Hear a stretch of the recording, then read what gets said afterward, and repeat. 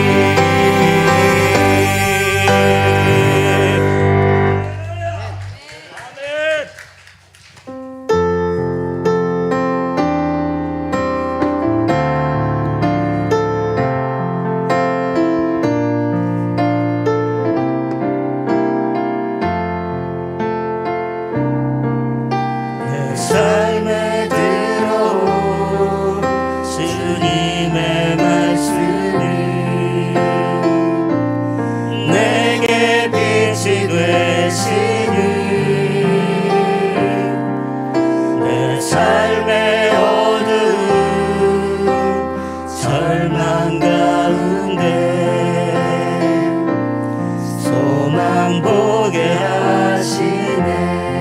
내 삶에 들어온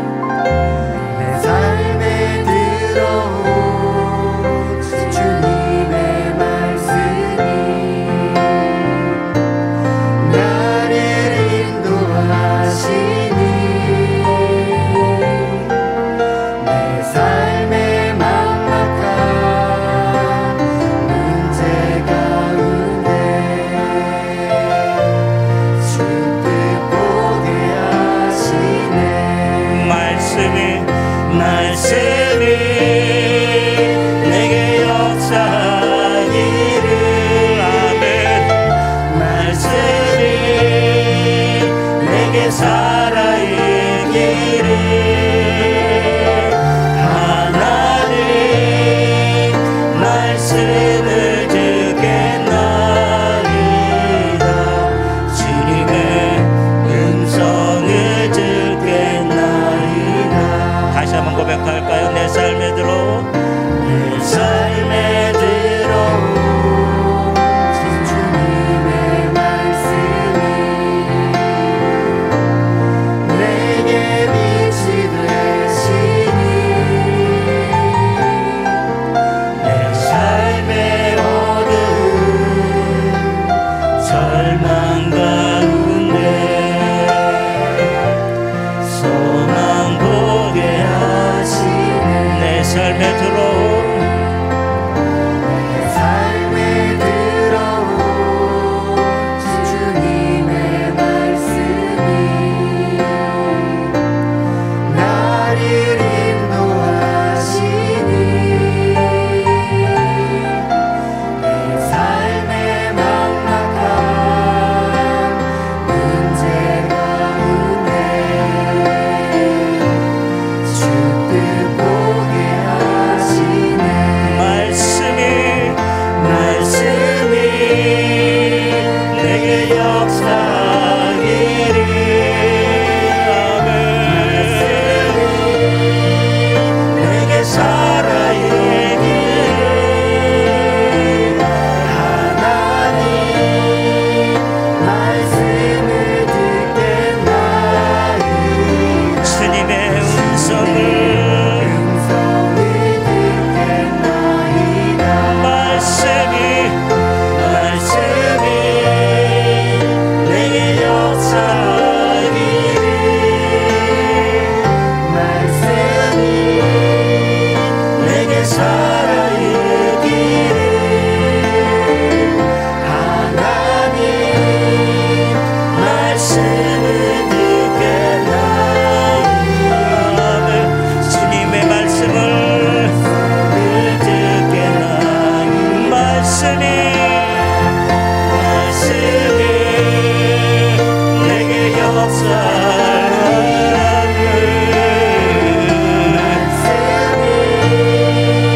내게 살아있기를. 아멘. 하나님 말씀을 주님의 뜻대로 살기를 원합니다. 주님의 뜻대로 살겠나이다. 하나님 말씀이 용기를 주님의 뜻대로 살겠나이다.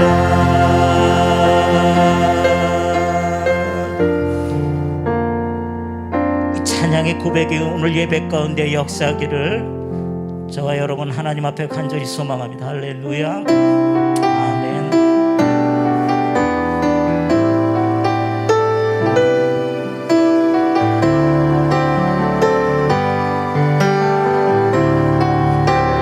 나의 가는 길 주님 인도하시네. 그는 보이지 않아도 날 위해 일하시네. 주 나의 인도자 항상 함께 하시네. 사랑과 힘 베푸시며 인도하시네. 나의 가는 길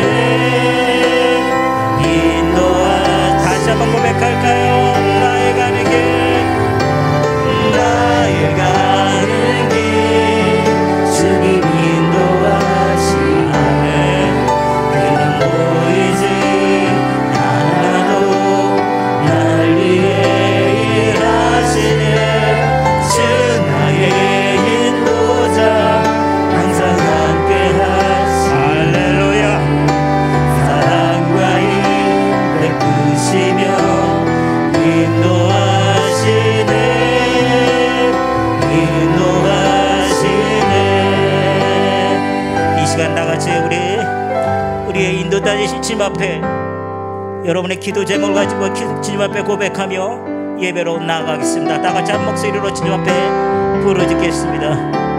하나님, 우리의 왕이 되주셔서 우리를 통치하시고 다스리시는 주님을 우리가 바라보며 주님을 경배하며 높이며 이 예배 가운데 나아가고 찬양합니다. 하나님 받아주시고 종된 우리가 주님을 찬양하며 우러러 경배할 때 하나님 아버지 이 예배 가운데 역사하여 주셔서 하나님 아버지 은혜로 임하여 주시기를 원합니다. 특별히 하나님 기도할 때 하나님 아버지 오늘의 말씀을 뚝뚝 역사하여 주셔서 우리가 하나님 새롭게 거듭나는 예배가 되게 하여 주시고 변화되게 하여 주시고 주님 앞에 변화되고 아버지 주님 앞에 기쁨이 되어지는 우리의 삶을 통해서 하나님께 영광이 돌려지는 하나님 우리의 삶과 예배가 되어지는 은강교회가 되어질수록 인도하여 주시옵소서.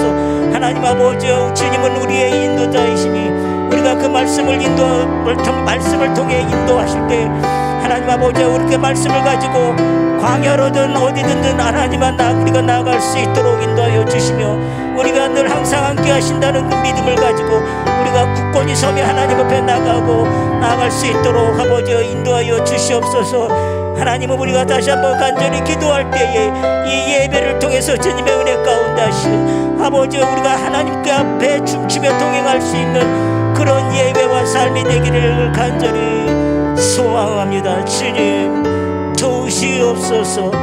아멘. 아멘.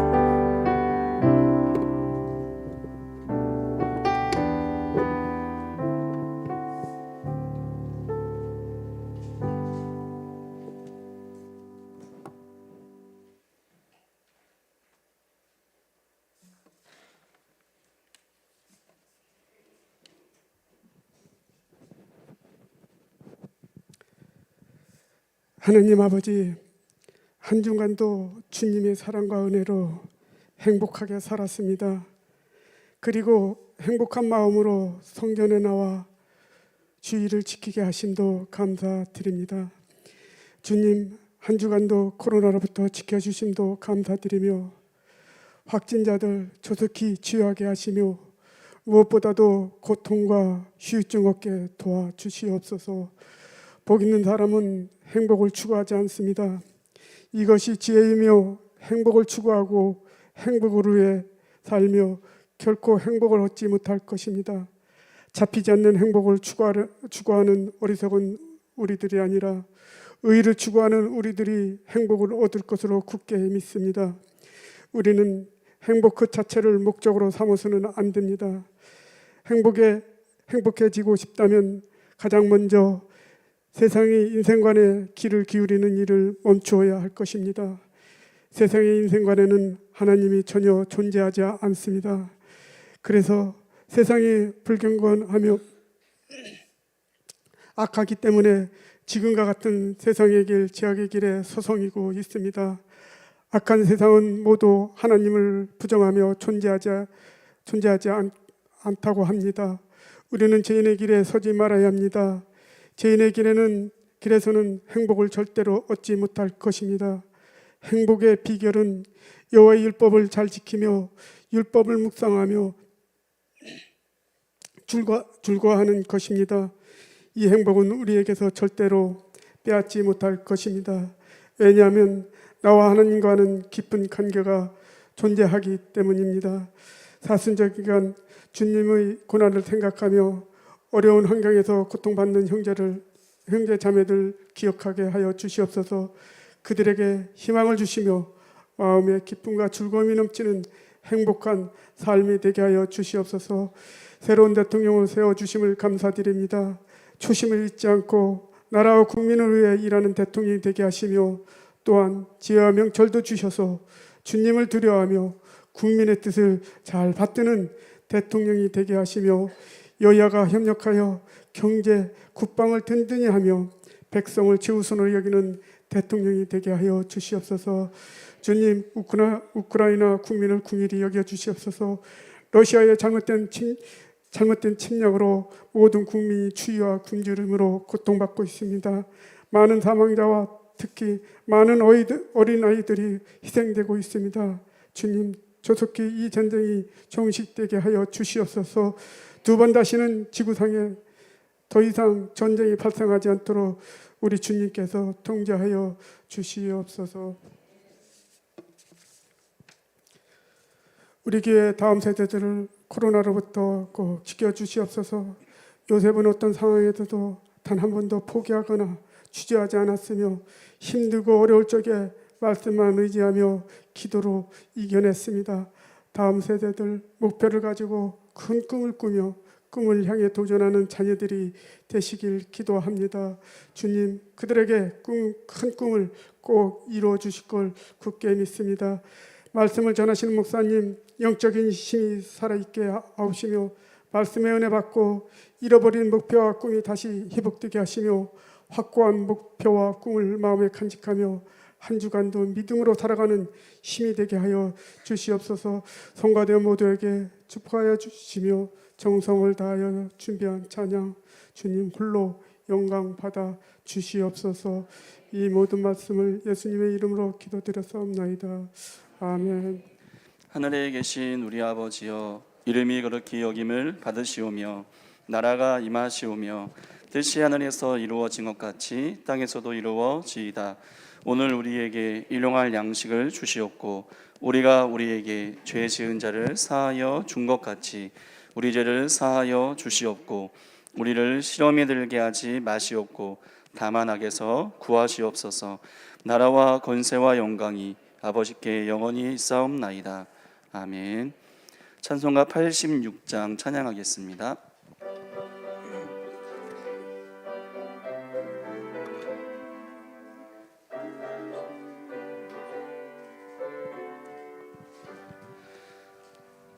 내가 늘 의지하는 예수, 나의 상처 입은 심령을 불쌍하게 여기사 위로하여 주시니 미쁘신 나의 좋은 친구.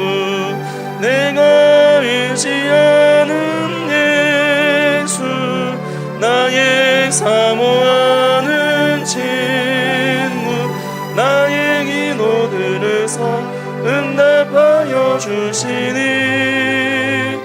미쁘신 나의 좋은 친구. 주의 손 의지하고 살 때 나를 해할 자가 없도나. 주님 나의 마음을 크게 위로하시니 미쁘신 나의 좋은 친구. 내가 의지하는 예수, 나의 사모하는 친구. 나의 기도 들으사 응답하여 주시니 미쁘신 나의 좋은 친구. 내가 요단강 건너가며 마음이 두려워서 떨 때도 주가 인도하시니 어찌 두려워하랴. 미쁘신 나의 좋은 친구. 내가 의지하는 예수, 나의 사모하는 친구. 나의 기도 들으사 응답하여 주시니 미쁘신 나의 좋은 친구. 이웃 천국에 올라가서 모든 성도들과 다 함께 우리들을 구하신 주를 찬양하리라. 미쁘신 나의 좋은 친구. 내가 의지한 예수, 나의 사모하는 친구. 나의 기도 들으사 응답하여 주시니 미쁘신 나의 좋은 친구.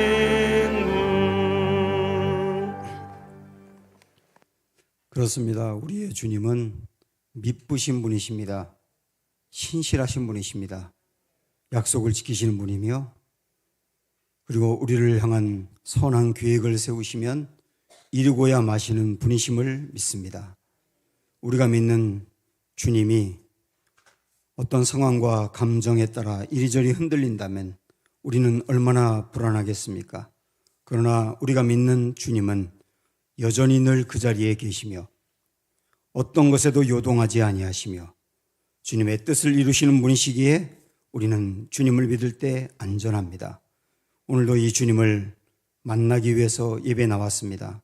우리에게 예배를 주신 하나님 감사드립니다.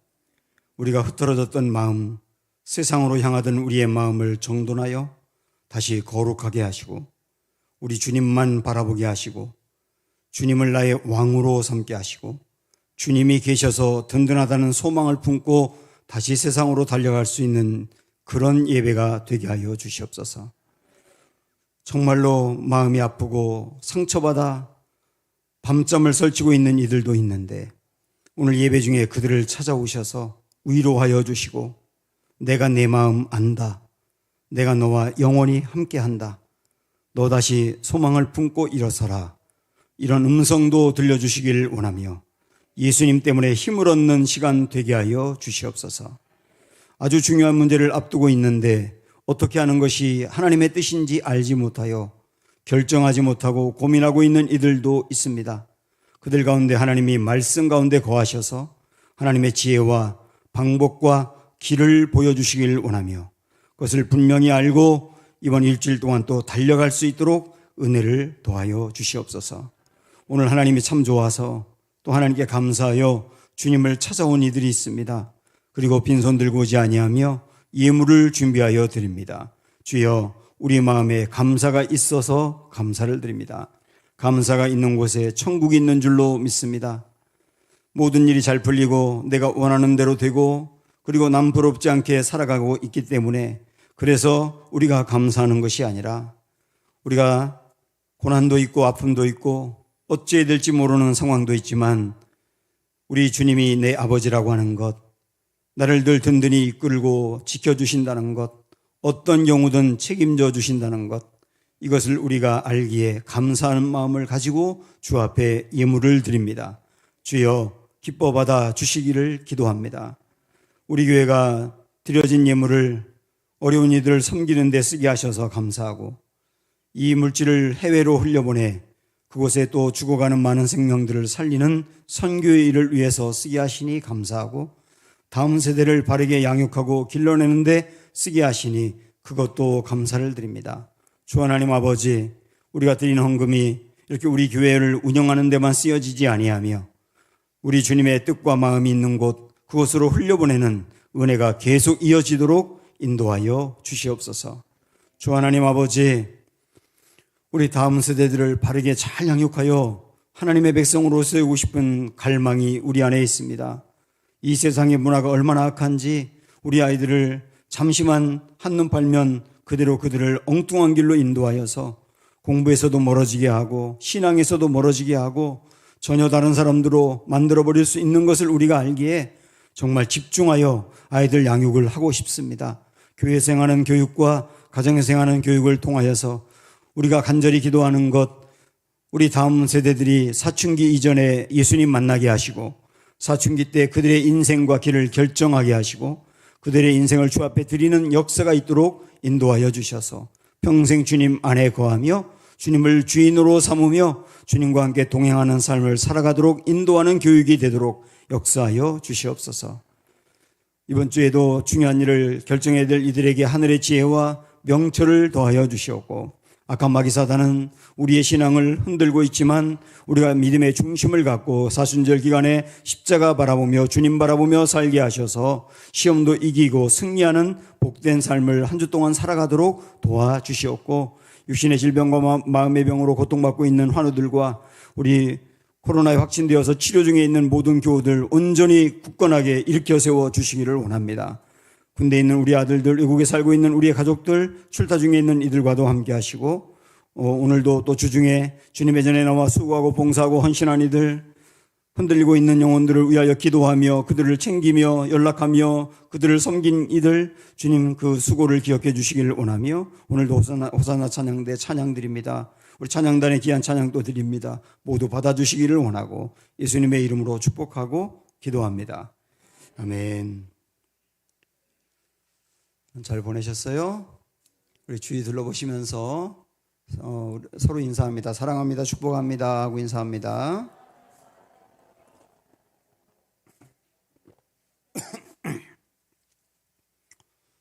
네, 온라인으로 예배드리는 우리 교우들도 사랑하고 축복합니다. 교회 소식 주보 보십시오. 사순절 기간인데요. 나를 돌아보고 남을 돌보는 이 운동, 하루에 1시간 주님께 드리며 나를 돌아보고 하루에 한 사람 돌보기를 우리 다 같이 한번 실천해 가시기를 바랍니다. 오늘 2부 예배, 이 예배 후에는 이 자리에서 1사분기 임원회가 있습니다. 집사님들, 권사님들, 장로님들이 임원들이십니다. 함께 참여하시길 바라고요. 벌써 이제 4월이 되는데 돌아오는 금요일이 4월 1일입니다. 오전 5시에 월삭 초하루 특별 새벽 기도에 드리고 기도로 힘차게 4월을 출발하시기 바랍니다. 매월 마지막 주에는 오후 예배가 없고요. 또 목자 모임도 없고 대신 이 시간에 모든 목장이 모이는 시간입니다. 가능한 대면에서 이제 모여서 서로 교제 또 말씀을 나눠주시기를 바랍니다. 3월의 만원의 행복 헌금은 전쟁으로 고통당하는 우크라이나 그리고 산불로 고통당한 우리 이웃들 돕는 데 쓰도록 하겠습니다. 그런 마음으로 오늘까지 드리는 헌금 드리겠고요. 다음 주부터 4월의 만원의 행복 헌금은 우리 교회가 속해 있는 이 감리교회 이 지역을 세인천 지방이라 그래요. 거기에 어려운 교회들이 많이 있습니다. 굉장히 열심히 목회하고 수고하고 헌신하는데 근데 교회가 어려워서 힘든 교회들 우리가 함께 모아 격려하는 마음으로 돕도록 하겠습니다. 온라인으로 새가족 등록 안내 한 번 더 드립니다. 코로나 때문에 현장에 나와서 예배 드리지 못하지만 온라인으로 예배 드리는 분들 중에 우리 교회 등록 안 하고 드리는 분들이 있는 것으로 알고 있는데 혹시 교회 등록하기 원하시면 홈페이지 들어가셔서 이런 과정과 절차를 통해서 등록할 수 있습니다. 주보 참고하시기 바라고요. 최미영 권사님의 아들인 김형주 군 이지원 양과 4월 9일 날 토요일 오후 3시 반에 여의도 웨딩 컨벤션 3층 그랜드 볼륨에서 결혼식이 있습니다. 교회에서 2시에 출발하겠고 미리 축하해 주시기를 바랍니다. 호산나 찬양대 찬양합니다.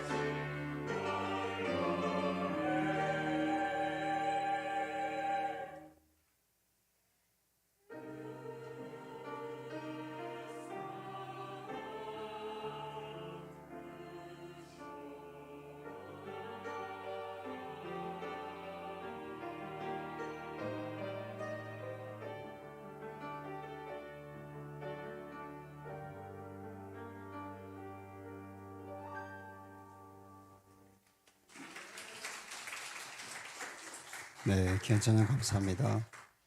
오늘 우리에게 주신 말씀은 마가복음 1장 14절부터 28절까지 보겠습니다.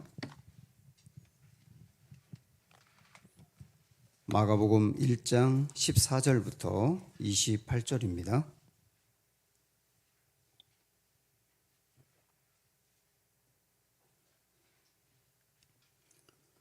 요한이 잡힌 후 예수께서 갈릴리에 오셔서 하나님의 복음을 전파하여 이르시되 때가 찼고 하나님의 나라가 가까이 왔으니 회개하고 복음을 믿으라 하시더라. 갈릴리 해변으로 지나가시다가 시몬과 그 형제 안드레가 바다에 금을 던지는 것을 보시니 그들은 어부라. 예수께서 이르시되 나를 따라오라. 내가 너희로 사람을 낚는 어부가 되게 하리라 하시니 곧 그물을 버려두고 따르니라. 조금 더 가시다가 세베대의 아들 야고보와 그 형제 요한을 보시니 그들도 배에 있어 그물을 깁는데 곧 부르시니 그 아버지 세베대를 품꾼들과 함께 배에 버려두고 예수를 따라가니라. 그들이 가버나움에 들어가니라. 예수께서 곧 안식일에 회당에 들어가 가르치심에 무사람이 그의 교훈에 놀라니 이는 그가 가르치시는 것이 권위 있는 자와 같고 서기관들과 같지 아니함 일러라. 마침 그들의 회당에 더러운 귀신 들린 사람이 있어 소리질러 이르되 나사렛 예수여, 우리가 당신과 무슨 상관이 있나이까? 우리를 멸하러 왔나이까? 나는 당신이 누구인 줄 아노니 하나님의 거룩한 자니이다. 예수께서 꾸짖어 이르시되 잠잠하고 그 사람에게서 나오라 하시니 더러운 귀신이 그 사람에게 경련을 일으키고 큰 소리를 지르며 나오는지라. 다 놀라 서로 물어 이르되 이는 어찌 미냐? 권위 있는 새 교훈이로다. 더러운 귀신들에게 명한즉 순종하는도다 같이 하더라. 읽습니다. 예수의 소문이 곧 온 갈릴리 사방에 퍼지더라. 아멘. 저는 엊그제 어떤 책을 읽으면서 중요한 것을 깨닫게 됐습니다. 사람들이 나는 누구냐? 그리고 나는 어떻게 살아야 하느냐? 이 질문을 많이 합니다. 나는 누구냐라고 하는 질문은 정체성과 관련이 있고요. 내가 어떻게 살아야 되느냐라고 하는 이 물음은 인생의 사명과 관련이 있습니다. 굉장히 중요한 질문이죠. 믿지 않는 사람들은도 그렇고 믿는 사람들은 말할 것도 없고 이 질문을 생각을 합니다. 여러분은 이 질문에 답을 가지고 계시나요? 근데 이 책에서 저자는 나는 누구냐? 그리고 나는 어떻게 살아야 되느냐라고 하는 질문은 잘못된 것이라고 이야기합니다. 그 질문을 가지고 답을 찾으려고 하면 정답을 찾기도 어렵고 설령 찾는다 하더라도 왜곡된 답을 얻기가 쉽다는 거예요. 그래서 저자는 그 질문을 하기 전에 먼저 이 질문을 해야 된다고 이야기합니다. 우리 그리스도인들에게 이야기하는 거예요. 예수님은 누구냐? 그리고 그분은 어떤 일을 하셨느냐? 그 질문을 먼저 해라. 그리고 그 질문을 하고 난 다음에 내가 누구고 내가 어떻게 살아야 되는지에 대한 답을 얻을 수 있다. 이렇게 말을 하거든요.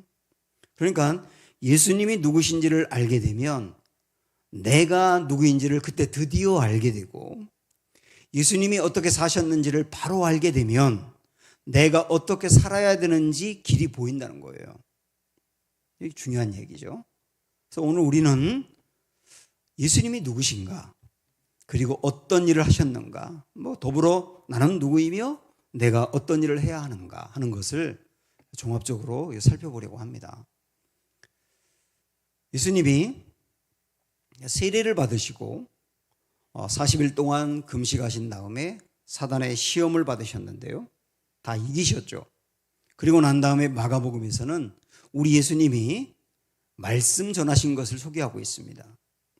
그 말씀의 핵심이 여기에 요약이 되어 있는데 한번 보십시오. 14절 15절 보시면 요한이 잡힌 후 예수께서 갈릴리에 오셔서 하나님의 복음을 전파하여 이르시되 때가 찼고 하나님의 나라가 가까이 왔으니 회개하고 복음을 믿으라. 자, 이게 예수님이 전파하신 말씀의 핵심이라는 거예요. 여기 보면 복음이라고 하는 말이 나옵니다. 여러 번 복음이 무엇인지를 말씀을 드렸지만 다시 한번 말씀드릴게요. 복음이 무엇인가? 당신이 이것도 하고 이것도 하고 이것도 하면 하나님의 복을 받고 하나님의 사랑과 구원을 받을 수 있을 것이다. 이것은 복음이 아니고 숙제입니다. 복음은 숙제와 달라요. 많은 사람들이 신앙생활을 숙제하듯 합니다. 이렇게 하면 하나님이 기뻐하고 이 정도 수준에 내가 도달해야 되고 그래서 무진 애를 쓰는 거예요. 그러나 아무리 힘쓰고 애를 써도 그 정도의 기준에 도달하지 못하니까 기쁨이 없고 늘 죄책감에 눌려 있는 거죠. 루터도 그랬습니다. 루터도 가톨릭 신자로서 정말 신앙생활을 잘하고 싶어서 그도 아주 엄격하게 규칙을 정해놓고 이 정도는 내가 도달해야 된다 그런 생각을 했고요. 죄를 짓지 않기 위해서 참으로 애를 쓰고 그 다음에 또 죄를 지으면 자기 자신을 스스로 때리기도 하고 고행하기도 하고 또 가톨릭의 사제가 되기 위해서 무릎으로 계단 위를 이렇게 올라가기도 했거든요. 그러나 그가 무릎으로 계단을 다 올라가기 전에 이건 아니야 라고 그 길을 떨쳐버리고 종교개혁을 일으켰던 거예요. 종교개혁의 핵심이 뭡니까?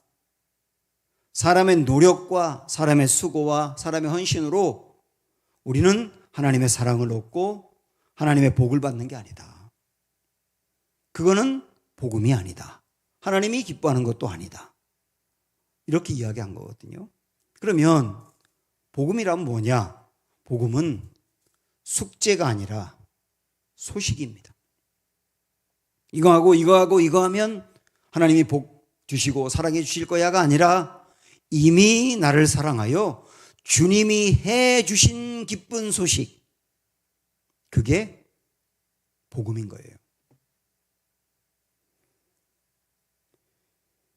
타종교는 수도를 하고 수행을 하고 고행하고 선행하고 빌고 빌고 또 빌고 그렇게 공적을 쌓으면 복을 받는다.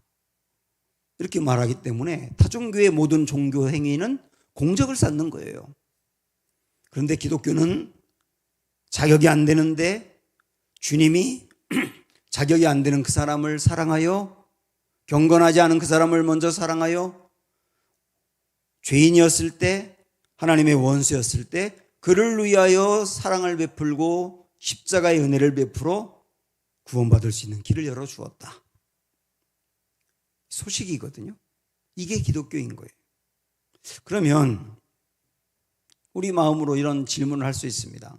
아니 그러면 우리가 이것도 하고 저것도 하고 이런 공적을 쌓고 뭔가 하나님이 만족할 만한 일을 하지 않아도 하나님이 우리에게 복을 주신다고요? 그러면 막 살아도 되겠네요. 막 살아도 복을 받겠네요? 이런 질문을 할 수 있죠. 절대로 그렇지 않아요. 복음은 윤리적이어야 얻는 것은 아니지만 복음을 만난 사람은 윤리적일 수밖에 없습니다. 하나님이 기뻐하는 일을 하고 싶고 죄를 이기고 싶고 거룩하고 정결하며 헌신하는 사람이 되고 싶어 하게 하는 게 복음이거든요. 그래서 내가 복음을 만났다고 하는데 이전과 나의 삶이 전혀 다름이 없고 헌신도 안 하고 죄는 그대로 똑같이 짓고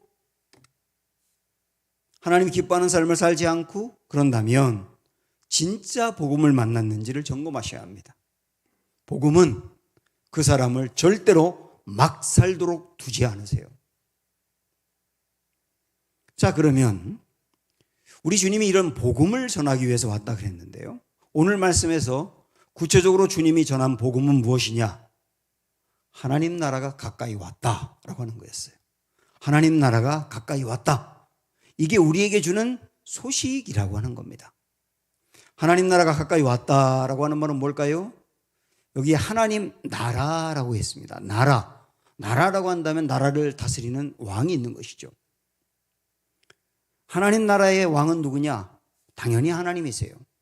그런데 하나님과 본질이 똑같고 하나님과 똑같은 능력과 성품으로 우리에게 오신 예수님, 그분도 하나님 나라의 통치자가 되세요. 그래서 우리 예수님이 바로 하나님 나라의 왕이신 거거든요. 그렇다고 한다면 왕이 다스리는 상태가 뭐냐? 하나님 나라가 임한 거예요. 우리 예수님이 이 땅을 다스린다. 그러면 이 땅에 하나님 나라가 임한 겁니다. 우리 예수님이 우리의 마음을 다스린다. 그러면 내 마음에 하나님 나라가 임한 거예요. 지금 우리 예수님이 여러분의 삶의 구석구석을 다스리고 있다면 여러분의 인생에 하나님 나라가 임한 것입니다. 이렇게 볼 때 우리 정리 한번 하고 갈까요? 예수님은 누구신가요? 예수님은 왕이십니다. 그럼 우리는 누군가요? 우리는 예수님의 백성입니다. 자, 아까 말씀에서 우리 예수님은 복음을 전하기 위해 오셨고 그 복음은 하나님 나라가 가까이 왔다는 것이었다. 예수님이 다스리시는 것이 바로 하나님 나라가 임한 것이다. 그리고 나서 뭐라고 얘기했느냐면 회개하고 복음을 믿으라 그랬거든요. 그러면 여기서 회개하라는 말은 뭐냐면 물론 회개한다는 말은 거짓말하고 뭐 혈기 부리고 음란하고 이런 것도 회개를 해야 되지만 여기서 말하는 회개하라고 하는 말은 예수님을 내 인생의 왕으로 삼지 않고 내 자신이 왕이었던 것을 회개하라는 거예요. 그리고 복음을 믿으라 그 말은 뭐냐면 우리 예수님이 진짜 왕이시고 내 인생의 왕이시고 나를 다스리십니다라고 받아들이는 게 믿음인 거예요. 다시 말한다면 믿음이라고 하는 것은 왕을 바꾸는 거라 그 얘기입니다. 내가 내 인생의 왕이고 다른 어떤 대상이 나의 왕이었는데 진짜 예수님이 나의 인생의 왕인 것을 마음으로 붙드는 게 믿음이라 그 얘기예요.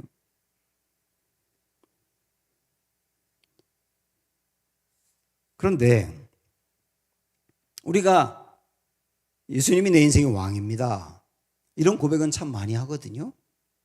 입술로 고백을 하는데 실질적으로 예수님이 우리의 왕인지는 점검해 보셔야 됩니다. 예수님은 우리 인생의 모든 영역을 다스리는 왕이셔야 되거든요. 내 마음을 다스리는 왕일 뿐만 아니라 나의 인간관계를 다스리는 왕이어야 하고 나의 경제활동, 나의 직장생활, 나의 가정생활 전반을 다 구석구석 다스리는 왕이 예수님이어야 되는 거예요. 만약에 말입니다. 예수님이 우리 인생을 다스리는 왕이 되면 진짜 거기 하나님 나라가 임한다고 했어요. 그런데 우리의 마음 포함해서 삶의 이 부분에 하나님 나라가 임하지 않았다면 그 부분은 왕이 여전히 나인 거예요.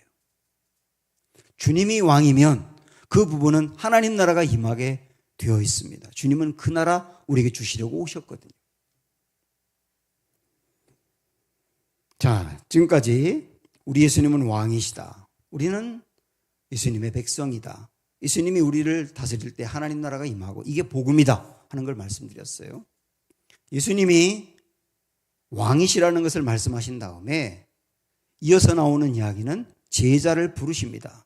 왕의 부르심이 나오거든요. 자, 우리 16절부터 볼까요? 갈릴리 해변으로 지나가시다가 시몬과 그 형제 안드레가 바다에 그물 던지는 것을 보시니 그들은 어부라. 예수께서 이르시되 나를 따라오라. 내가 너희로 사람을 낚는 어부가 되게 하리니 곧 그물을 버려두고 따르니라 하면서 그 다음에 다른 제자들 부른 이야기도 나옵니다. 자, 예수님은 왕이시다. 우리는 예수님의 백성이다. 그래서 우리가 예수님을 왕으로 삼을 때 하나님 나라가 임한다. 그 말씀을 드렸잖아요. 이어서 이 말씀에서 이어서 보는 것은 그러면 예수님은 무슨 일 하셨느냐 하는 거예요. 예수님 무슨 일을 하셨습니까? 하나님 나라를 선포했어요. 그러면 우리는 무슨 일을 해야 될까요? 어떻게 살아야 될까요? 하나님 나라를 선포하신 예수님을 따라가는 거예요. 그 일을 하라고 제자들을 부르신 것이죠. 이게 주님의 부르심입니다. 예수님이 제자들을 부르신 이유도 나를 따라오라 그런 거였거든요. 다른 게 아니라 나를 따라오라. 제자는 나를 따라오는 사람이야. 우리를 포함해서 모두 제자라고 한다면 우리도 예수님을 따라가는 사람이고 예수님을 따라갈 때 잘 사는 거가 되는 겁니다. 그런데 예수님을 평생을 따라가는 길은 결코 만만치가 않습니다. 순풍에 돛단 듯 그냥 편안하고 안전하고 원하는 대로 모든 게 다 잘 되고 그러는 길이 아니에요. 우리는 예수님을 따르는데 어떻게 해야 될지 어디까지 가야 될지 모를 때도 많고요. 막막할 때도 많고 예수님을 따르는 길이 쉽지 않아서 후회가 될 때도 있고 그래서 그만둬버릴까라고 하는 생각이 들 때도 솔직히 있어요. 그러나 이 길이 옳은 길이고 이 길이 주님이 인도하는 길이다라고 믿고 여전히 계속하는 것, 가다 보면 결국 가장 아름다운 길로 가는 것, 그게 주님을 따르는 길입니다. 지금부터 150년 정도의 전에 맥도날드라고 하는 사람이 공주와 고블린이라고 하는 이 동화를 썼습니다. 잠깐 소개 한번 해볼게요. 여기 이 동화의 주인공이 아이린이라고 하는 꼬마예요. 이 꼬마가 어느 날 다락방을 이렇게 열었는데 거기에 요정 할머니가 계신 겁니다. 그때부터 이 할머니를 좋아하게 됐어요. 그런데 요정 할머니는 늘 그 자리에 계신 것이 아니라 이따금씩 거기에 계십니다. 그래서 늘 할머니를 만나고 싶어요. 할머니와 함께 있고 싶어요. 그러니까 할머니가 실타래가 이렇게 달려있는 반지를 꼬마에게 줍니다. 이것을 꼭 항상 간직하고 다니렴. 그래서 이 아이가 그 반지를 받아서 실타래 이렇게 열어봤더니 실이 보이지 않는 겁니다. 실이 안 보이는데요. 그랬더니 할머니가 그것은 보이지 않지만 너무 가늘어서 보이지 않지만 느낄 수 있는 거야.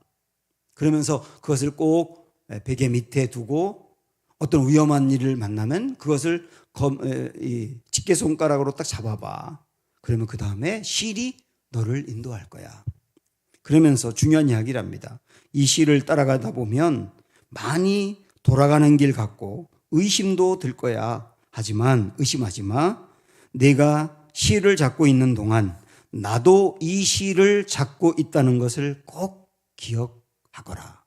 이렇게 알려줍니다. 며칠이 지나서 갑자기 도깨비들이 이 꼬마가 있는 집으로 쳐들어와요.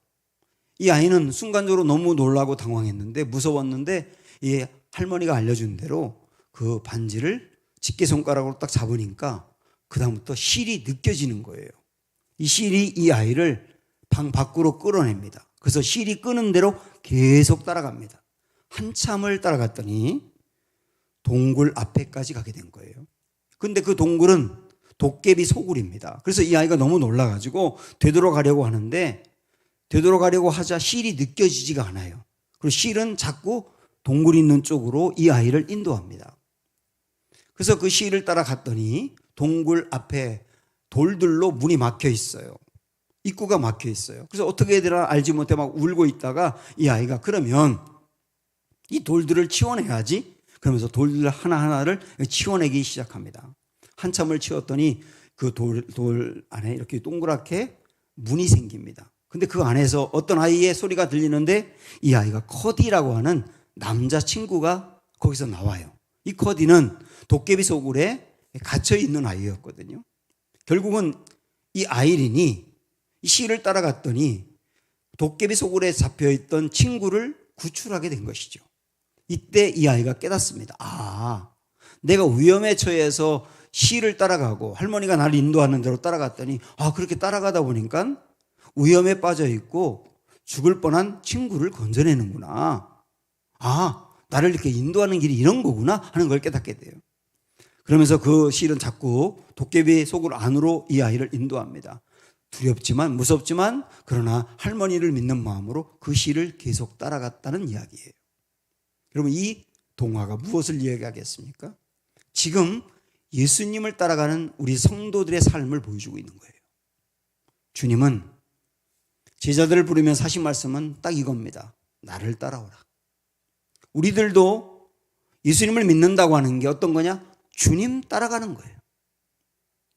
잘 보이지 않아요. 그러나 뭔가 느껴져요. 우리 주님이 나를 인도하는 것을. 그것을 매일매일 묵묵히 따라가는 길이에요. 끝이 무엇인지 보이지 않을 수도 있어요. 가다가 후회할 수도 있어요. 돌아가는 게 낫겠다라는 생각이 들 수도 있어요. 그러나 나를 인도하는 분이 예수님이라는 걸 믿고 따라가는 게 신앙생활인 거예요. 예수님이 제자들에게 나를 따라오라 그러면서 그 다음 하신 말씀이 뭐냐면 나를 따라오면 너희가 사람 낚는 어부가 될 것이다 그랬어요. 사람 낚는 어부가 뭡니까? 사람을 건져낸다는 뜻이죠. 제가 자주 좋아하는 용어로 말한다면 사람을 살리고 세우는 일이죠. 너희가 나를 따라와. 막막해도 따라오고 의심이 돼도 따라오고 일단 내가 인도하는 대로 따라와 봐. 그러다 보면 너희가 사람 낚는 어부가 될 거야. 죽어가는 사람을 살리고 세우는 인생이 될 거야. 그게 바로 하나님 복음을 전하는 일이야. 그렇게 말씀하는 거죠. 그게 바로 예수님을 따르는 성도의 영화로운 길이라는 거예요.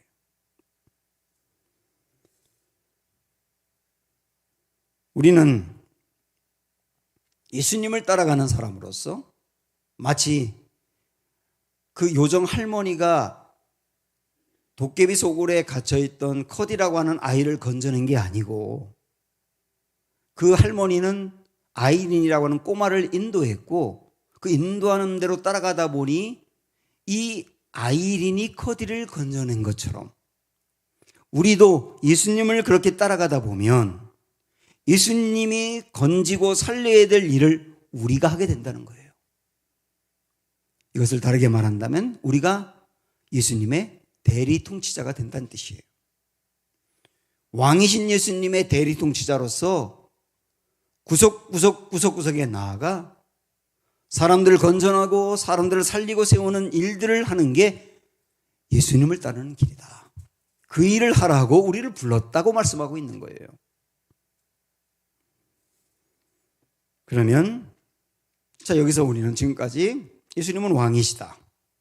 우리는 예수님의 백성이다.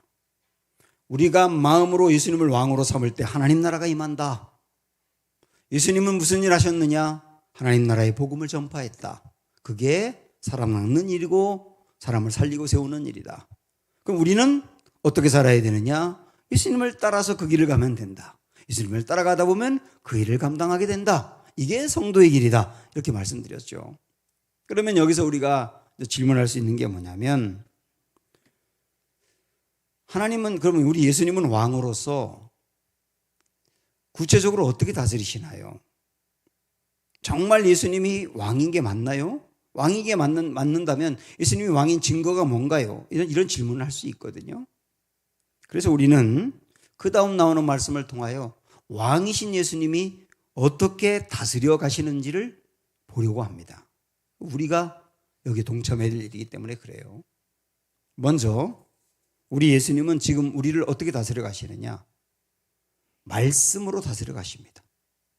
그걸 먼저 보도록 하죠. 21절 22절 보시면 그들이 가버나움에 들어가니라 예수께서 곧 안식일에 회당에 들어가 가르치심에 무사람이 그의 교훈에 놀라니 그가 가르치시는 것이 권위 있는 자와 같고 서기관들과 같이 아니함 일러라. 예수님이 회당에서 말씀을 가르치셨어요. 근데 그 말씀을 듣던 사람들이 놀랍니다. 여기 놀랐다는 말은 어쩔 줄 몰라 할 정도로 충격을 받아 놀랐다는 뜻이거든요. 우리 예수님이 말씀을 전할 때 그 말씀 듣는 사람이 어쩔 줄 몰라 할 정도로 충격을 받은 겁니다. 그 말씀이 너무 은혜로워서. 그러면 예수님은 어떻게 그렇게 권위 있는 말씀이 그 능력 있는 말씀을 전할 수 있었을까요? 여기 말씀에 보면 권위 있는 자와 같다 그랬어요. 예수님 말씀에는 권위가 있었기 때문입니다. 근데 여기 권위라고 하는 이 단어는 이해하기 쉽게 말씀드리면 오리지널 권위입니다. 오리지널 권위. 이게 무슨 말이냐? 이 권위라고 하는 말이 영어로 authority라는 말인데 여기서 나온 그 똑같은 어근으로 author라고 하는 그 단어가 있어요. 이게 저자, 작가라는 단어거든요. 그래서 우리 예수님의 말씀의 권위는 마치 책을 쓴 저자가 직접 강의하는 것 같은 권위라는 뜻이에요. 제가 아까도 책 얘기를 여러분에 소개했습니다만 저는 읽었던 책을 소개하는 거예요. 그런데 만약에 그 책을 직접 쓴 저자가 와서 여기서 강의한다면 얼마나 권위가 있을까요? 왜? 저 같은 사람은 그 책을 인용해서 이야기하지만 그분은 자기가 창조한 걸 이야기하니까. 예수님이 말씀을 전할 때 권위가 있었다는 뜻은 그 말씀은 어떤 인용한 말씀이 아니고 우리 예수님에게서 나온 말씀이라는 거예요. 마치 작가가 직접 강의하듯 권위가 있었다는 뜻입니다. 그래서 이 말씀을 통하여 주님이 알려주는 게 뭐냐면 우리 예수님은 왕으로 우리를 다스리는데 어떻게 다스리느냐? 말씀으로 다스린다. 말씀으로 다스린다. 이 성경 말씀으로 그리고 성경 말씀을 전하는 말씀 시간을 통하여 우리를 다스린다. 그래서 여러분 아십시오. 말씀을 접하는 그 시간에 주님이 말씀으로 나를 다스리는 시간이라고 하는 것을. 그럼 우리는 말씀을 대하는 자세가 달라질 수밖에 없지요. 자, 또한 우리 주님은 우리를 다스리는데 또 어떻게 다스리느냐? 다른 왕 섬기는 사람을 건져내심으로 다스리세요. 오늘 말씀에 이어서 이런 얘기가 나옵니다. 예수님이 회당에서 말씀을 전하고 있는데요. 귀신 들린 사람이 있었어요. 그 귀신 들린 사람이 소리를 지르면서 자기를 드러내거든요. 그러니까 이 사람은 귀신이 왕인 거예요. 귀신이 그 사람의 왕인 거예요. 그 사람은 귀신의 백성인 거예요. 그래서 귀신이 끄는 대로 끌려다니는 거예요. 우리 예수님께서 귀신 들린 그 사람을 고쳐서 자유하겠다는 것은 뭐냐면 잘못된 왕 섬기는 사람을 우리 예수님이 그냥 두지 않고 거기서 건져내어 예수님 섬기는 백성으로 삼았다는 뜻이에요. 이게 왕이죠. 만약에 우리나라에도 지도자가 있는데 이 지도자가 백성이 다른 나라에 억류가 돼 있다거나 다른 곳에 억압을 받고 있다거나 그럴 때 그냥 방치하면 좋은 왕이 아니죠. 어떻게 해서든지 그 사람을 건져내어 나의 통치를 받게 하는 게 진짜 좋은 왕이죠. 그런 맥락에서 우리 예수님은 진짜 왕이시라는 걸 보여주고 있는 겁니다. 자, 그래서 이 일이 있고 난 다음에 사람들이 여기 27절에 보면 예수님을 보고 이렇게 말합니다. 다 놀라 서로 물어 이르되, 여기도 놀랐다고 나오죠. 이는 어찌미냐 권위 있는 새 교훈이로다. 그러면서 놀라잖아요. 우리 예수님은 말씀의 권위만 있는 게 아니라 악한 귀신에 억눌려서 귀신을 왕처럼 섬기며 조종을 받고 따라다니는 사람들을 거기서 건져내고 귀신을 제압하는 그런 권위가 있는 진짜 왕이라는 뜻입니다. 자, 그럼 이걸 좀 구체적으로 귀신에 이제 억눌려 있다라고 하는 게 귀신 들렸다라고 하는 것만 생각할 것이 아니라 우리 인생에 이런 부분들이 귀신이 우리를 지배하려고 하는 영역이라는 걸 생각을 한번 해보십시오. 귀신은 어떤 존재냐면 귀신은 더러운 존재입니다. 더러운 존재. 26절에 보면 마침 그들이 회당에 더러운 귀신 들린 사람이 있어 소리질러 이르되 이렇게 얘기했거든요. 귀신은 더러운 존재예요. 그래서 귀신은 자꾸 사람들을 더럽게 만듭니다. 더러운 일을 행하게 만듭니다. 성도인데도 더러운 일에 빠지게 만듭니다. 이게 귀신이 하는 일이에요. 반면 예수님은 누구냐? 반대로 24절 보면 나사렛 예수여 우리가 당신과 무슨 상관이 있나이까? 우리를 멸하러 왔나이까? 나는 당신이 누구인 줄 아노니? 하나님의 뭐라 그랬어요? 거룩한 자니다 그랬어요. 우리 예수님은 누구예요? 거룩한 자예요. 귀신 누구였어요? 더러운 자였어요. 우리 예수님은 거룩한 분으로서 더러운 삶에 빠져 있는 사람들을 거기서 건져내요. 거룩한 삶을 살도록 바꾸시는 분이에요. 이게 바로 우리를 다스리는 왕의 모습이라고요. 그리고 진짜 그걸 보면 우리 예수님이 왕이신 것을 알 수 있어요. 지금도 성도이지만 더러운 곳에 빠져서 거기서 벗어나지 못하고 있는 사람들이 정말 예수님을 왕으로 내 마음에 모시고 따라가기만 하면 예수님은 그 더러운 삶에서 건져내 정반대인 거룩한 삶으로 인도하실 겁니다. 이게 주님이 하시는 일이에요. 또한 그 다음에 주님이 왕으로서 하시는 모습을 계속 보고 있는데요. 그 다음에 이런 것도 생각해 볼 수 있습니다. 귀신 들린 사람이 예수님을 딱 보자마자 이렇게 말을 합니다. 25절 보시면 나사렛 예수여 우리가 당신과 무슨 상관이 있나이까? 이렇게 말을 합니다. 이걸 한번 생각을 해보시죠. 무슨 상관이 있나이까? 당신과 나는 상관이 없습니다. 그 얘기예요. 이게 무슨 말이냐면 이 얘기를 하는 사람은 귀신 들린 사람이 하는 거거든요. 이 귀신 들린 사람은 귀신의 지배를 받아서 더러운 삶을 살고 있는 거예요. 너무나 더러운 삶을 살다 보니 자기 자신도 알아요. 나는 너무 망가졌어. 나는 너무 망가졌어. 그래서 나 같은 사람은 개선될 가능성도 없고 내 인생은 틀렸어. 이렇게 말하는 게 나와 당신 상관없습니다. 당신이 나를 어떻게 하지 못해요. 나는 너무 망가졌어요. 이렇게 말하는 거예요.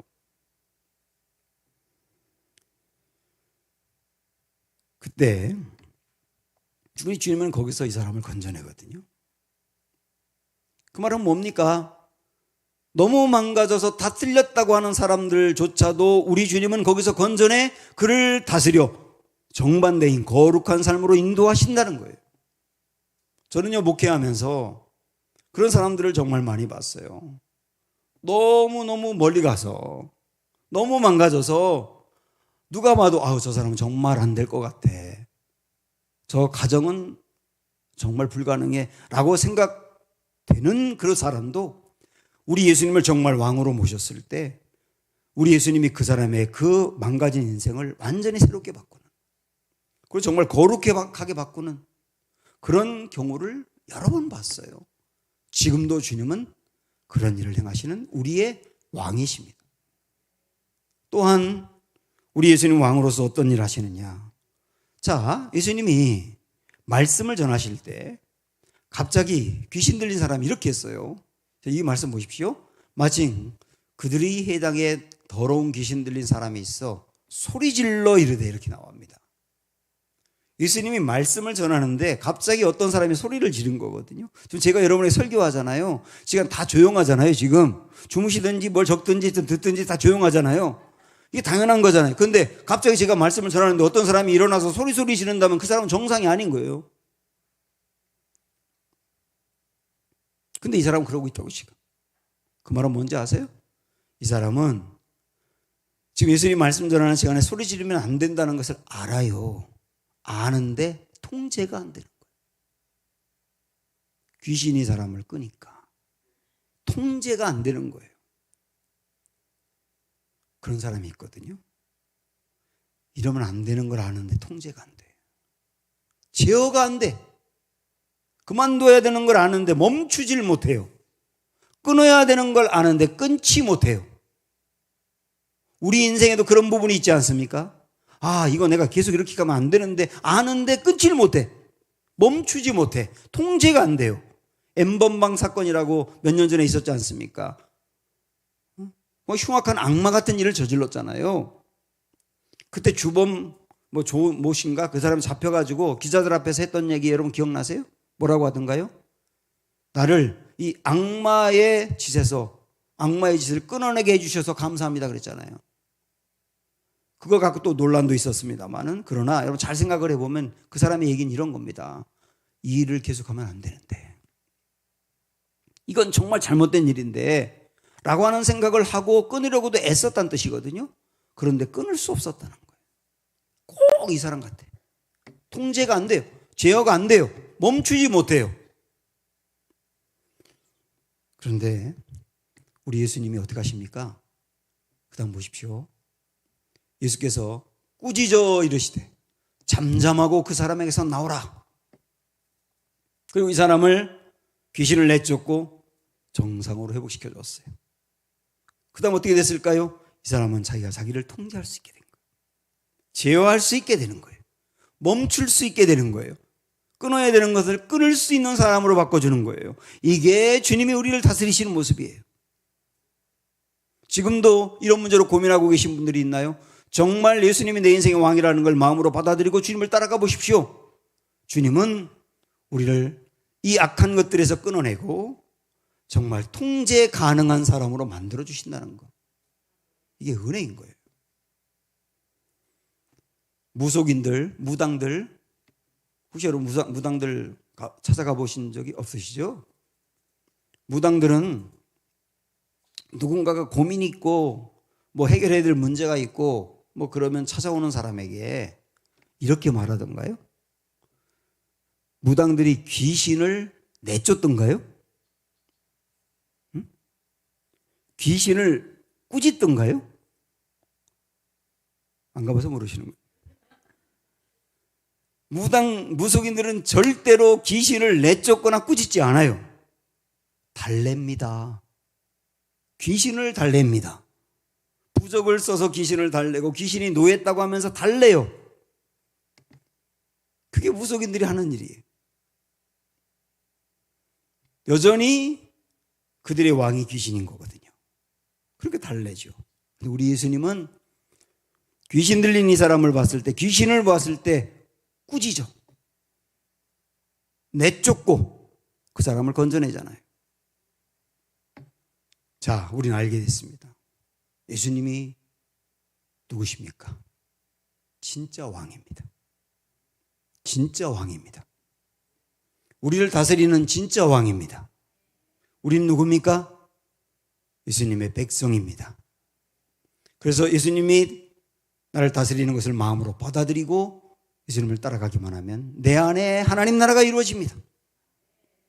그리고 우리도 예수님을 따라가 예수님이 하신 것처럼 하나님 나라의 복음을 전하는 대리통치자가 될 수 있어요.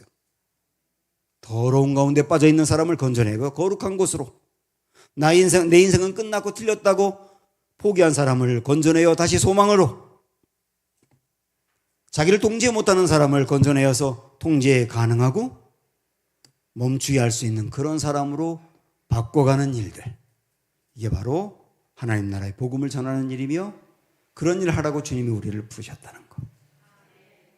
매일매일 주님을 따라가면 그 길로 가게 됐다. 이런 은혜 우리가 모두 누리며 살기를 축복합니다. 창조의 하나님, 이렇게 찬양하죠.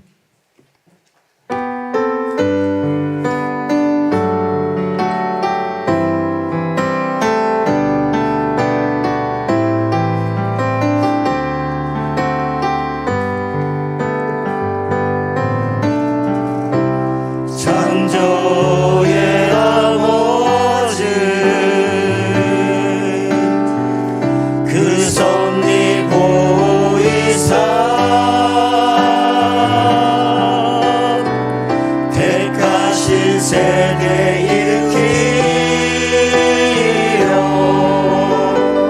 이 땅을 고치소서.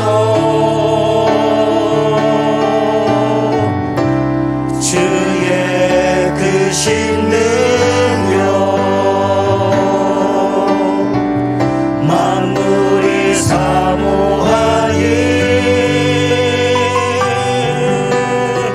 성령의 기름 부어주사 이 시간이 와소서. 주의 영역이 마사 열방향의 그리 베풀소서.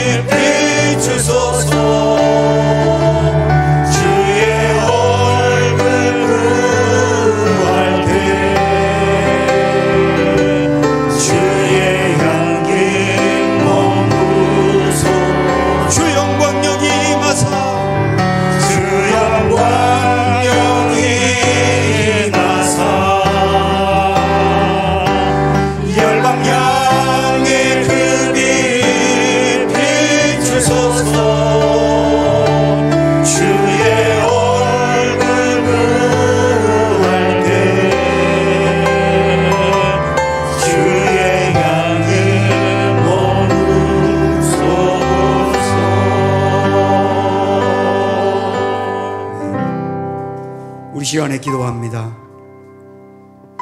왕이신 주님, 나는 예수님의 백성, 우리 주님이 왕이심을 내 마음으로 받아들임으로 하나님 나라가 내 안에 임하기를, 그리고 예수님을 따라감으로 나를 통하여 하나님 나라의 복음이 구석구석에 퍼져나가고 귀신에 눌려있는 것 같은 삶을 살아가고 있는 이들을 건져내는 인생이 되기를 위하여 오늘 말씀 생각하면서 합심하여 통성으로 기도합니다. 하나님 아버지, 정말로 감사합니다.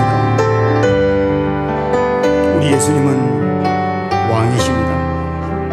하나님 나라의 왕이십니다. 우리 예수님이 우리를 다스릴 때 우리 인생에 하나님 나라가 임하는 것입니다.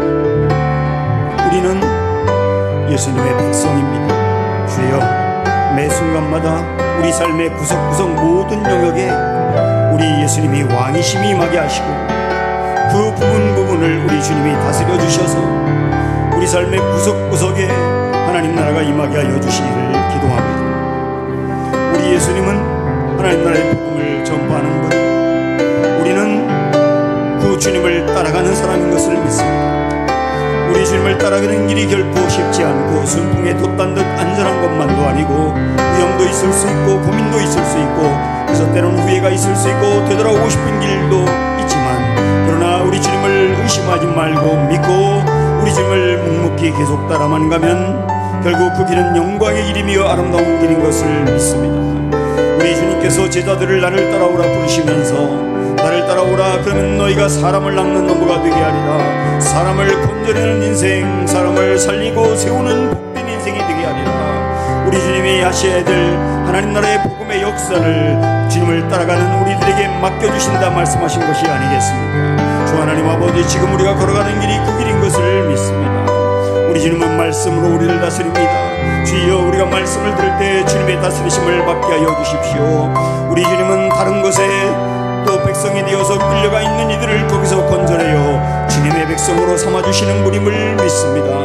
우리 주님, 귀신이 역사가 있어서 우리 인생을 때로는 더럽게 만들며 그것으로 지배하려 하지만 우리 주님은 거룩한 분이라 더러운 삶을 살고 있는 이들을 건져내어 거룩한 삶으로 변화시키며, 나는 너무나 망가져서 틀렸어요 라고 말하는 사람도 건져내어 틀린 것이 아니라 거룩한 인생으로 바꿀 수 있다고 말씀하시는 분이시며, 자기를 통제하지 못하고 제어하지 못하고 멈추지 못하고 계속 끊어내지 못하는 사람 속에 역사하여 그들의 인생을 바꾸시는 분이 주님이심을 믿습니다. 우리는 이 주님을 왕으로 삼으며 묵묵히 따라가게 하여 주시기를 원하며, 우리 마음에도 하나님 나라가 임하고 이 땅 가운데 하나님 나라가 임하도록 역사하는 하나님의 백성들이 되게 하여 주시옵소서. 주님, 우리의 믿음의 고백입니다. 주님은, 예수님은 우리의 왕이십니다. 우리는 주님의 백성입니다.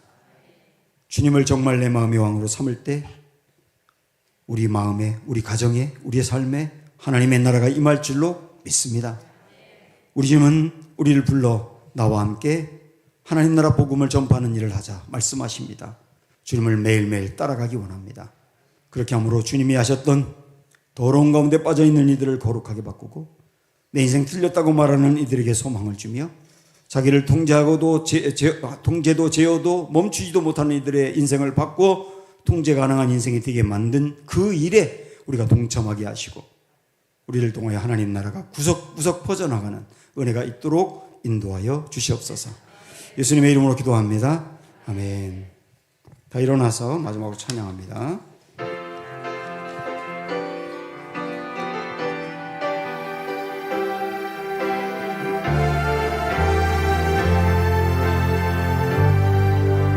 주님 그 나라에 이를 때까지 순례의 걸음 멈추지 않으며, 어떤 시련이 와도 나 두렵지 않네. 주와 함께 걷는 이 길을 그 나라에 이를 때까지 순례의 걸음 멈추지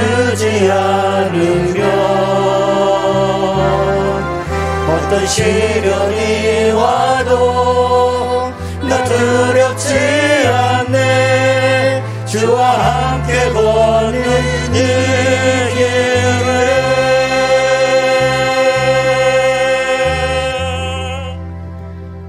지금은 길이요 진리요 생명이신 우리 구주 예수 그리스도의 크신 은혜와 하나님 아버지의 사랑과 성령의 교통하심이 오늘 예배드리고 세상으로 파송되는 하나님의 백성들과 이 나라와 민족, 우리의 다음 세대, 우리의 일터와 가정 위에 지금으로부터 영원토록 함께 하시기를 간절히 축원합니다. 아멘.